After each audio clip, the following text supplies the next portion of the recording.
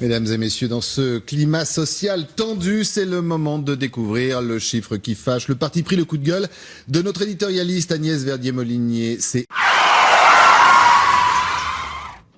11, le chiffre qui fâche, comme 11%. Pourquoi? La réponse tout de suite.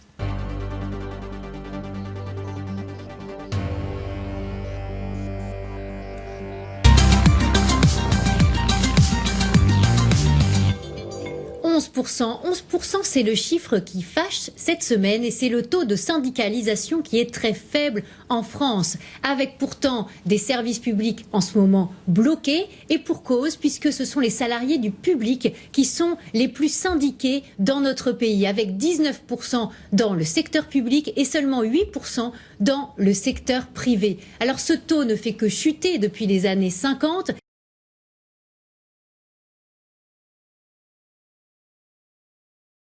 Et il est même encore plus faible dans les toutes petites entreprises, les moins de 50 salariés. Il n'y a des syndiqués qu'à 5%. Et les encore plus petites entreprises, le taux chute encore.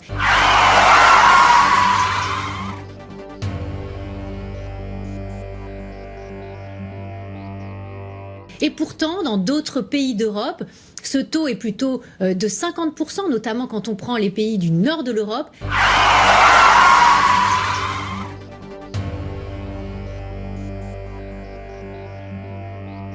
Avec des syndicats qui accompagnent les réformes, qui acceptent de repousser l'âge de départ à la retraite, par exemple, pour permettre le financement des pensions à terme et qui permettent aussi de faire évoluer les statuts publics, notamment pour converger vers des modes d'embauche qui sont identiques entre public et privé. Alors, est-ce qu'on peut encore poser dans ce pays la question de la légitimité de blocage qui